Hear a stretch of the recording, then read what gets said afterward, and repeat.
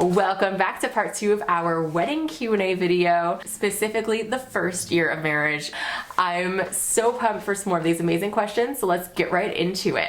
As always, welcome back to another episode of Life Advice That You Do Not Hear in Church. My name's Tiffany, and this is my husband, James. Hey, welcome. Subscribe to see more videos like this. Another person wrote, how long was it until infatuation wore off and things got hard? A lot of you wrote about this, the honeymoon phase ending, if it really has to end.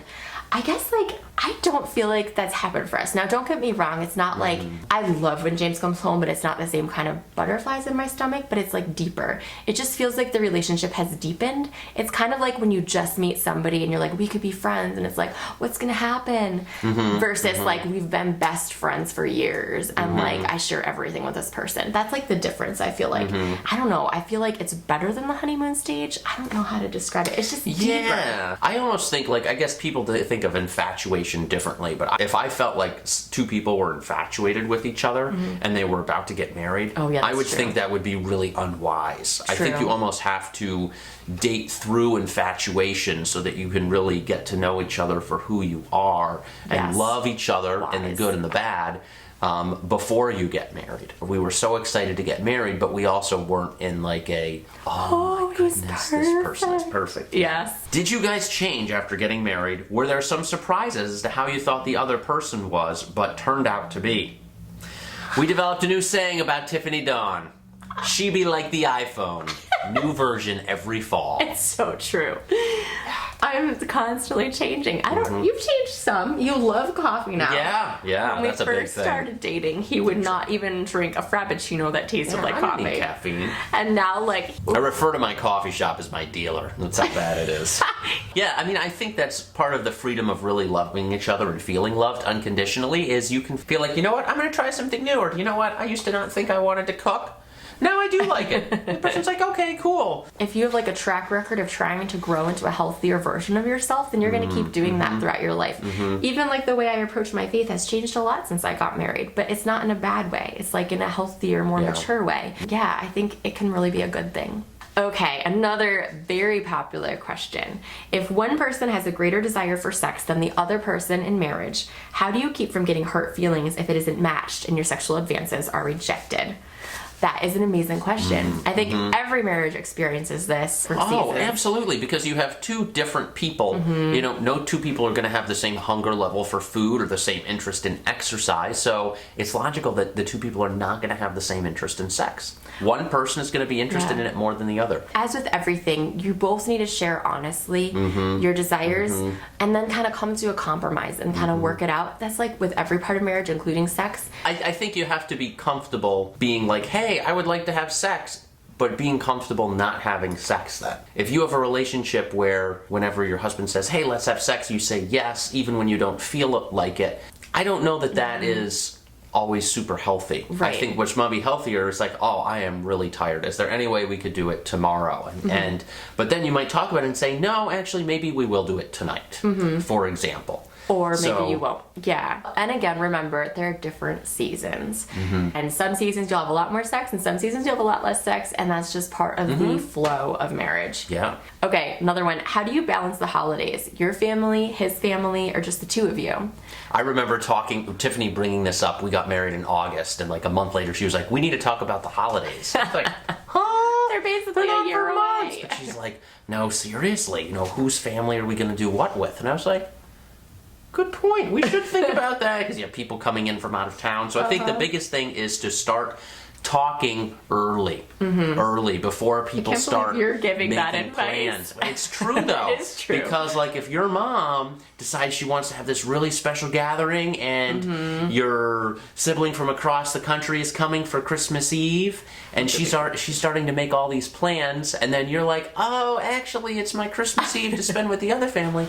Hurt feelings. But if you start talking early, hey, what are you guys thinking? Hey, what are you guys thinking? Asking both your families. Yeah, that's what we've discovered is that's the best way to deal with it is to start talking early before plans are definite. A lot of times you can work something out, but you do need to split time. And now that we have Natalie, we have time at our house too. So. And it depends on how close you are to your family because we both our parents live about 10 minutes from us, which is really nice. And thankfully they get along really well. They've known each other our whole lives. Longer than we've been around. Yeah. So thankfully that helps. So we've done some holidays even together, but usually we'll like do a morning at one house and an afternoon at the other. Were there any daily habits that angered you from your spouse? If so, how did you overcome that? I chose that question because I would like to talk about Tiffany Dawn, her lack of use of spatulas, throwing out tablespoons of good yogurt, and 2, her interest in throwing scraps of food in the sink and not cleaning them up. If I seem like I'm angry, I'm actually not anymore. I don't even do those things anymore. But the first year of marriage, he got kind of annoyed. Oh my goodness, yeah. That was like things that you didn't do in my home. It was funny. At first, I was like, I brought it up a lot. And then I realized, you know what? I'm not sure how much she's going to change, and me bringing it up in the way that I am, it's not really helping.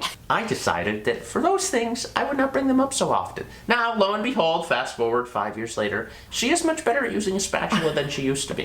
I think that the thing with marriage is that you go into it with unrealized expectations. Everybody does this, and you don't even know that you have these expectations until you're in the situation. And so it can just pop up at random times. Like, my family always used a spatula. That's a funny example. We do have more serious ones. That's a funny example, but like very real. Like, you just grew up that way and you don't realize not everybody does that. Have a conversation. Usually there's a reason for why the other person is doing what they're doing. Like, I don't want to spend 5 minutes scraping out the peanut butter jar. And James would be like, it does not take 5 minutes. I was like, then you can do it. Literally how the conversation goes. And just keep your sense of humor. That's huge in marriage. I think that's the biggest piece of marriage advice I would give. Be flexible and keep your sense of humor, because when you have that good humor about it, then instead of it turning into this like nasty like conflict, instead it's just like another funny shared experience that you can laugh about later. Now, I would say the hardest thing that we struggled with in our first year of marriage was it was kind of on both our ends, jealousy for me and how he interacted with other girls. And in his mind it was very like innocent and like, I'm not doing anything wrong, I'm not lusting with them, I don't want to be with them, like, I'm not sure what I'm doing wrong. But for me, it brought up a lot of old insecurities, feeling like he would rather pay attention to some other girl than to me whenever we were in public. And that was really hard to work through. That was like a more serious example. For that one, like, I started going to counseling, and we had a lot of conversations that were very hard and full of tears, and it took a couple of years maybe for us to really work through that and find healing from that. Because I love people, and anytime I am gonna see new people, I get really excited. Almost like a puppy dog. And so if I see new people, especially if they're wearing like brightly colored clothing that I like, I'm like, he just like his whole attention. And it's not checking them out, it's nothing bad, but it just makes me feel I'm paying invisible. attention to them. I'm not paying attention to Tiffany right next to me. Right. And I had to appreciate, hey, what I'm doing is not necessarily wrong, but what's more important is that I show my wife how much I love her. And I had to realize, like, he doesn't have to be staring at me the whole time for me to feel loved. And so finding different ways of approaching that. So just like him engaging me in the conversation too, because there were a lot of times when I'd feel like he was talking to her and it was like I literally did not exist. There are a lot of moments like that. Yeah, a big adjustment for me was how to show affection in public. That was something I just felt really awkward doing. I remember once we went to the church I was going to, and Tiffany was like, why are you sitting so far away from me? There was like a seat between us.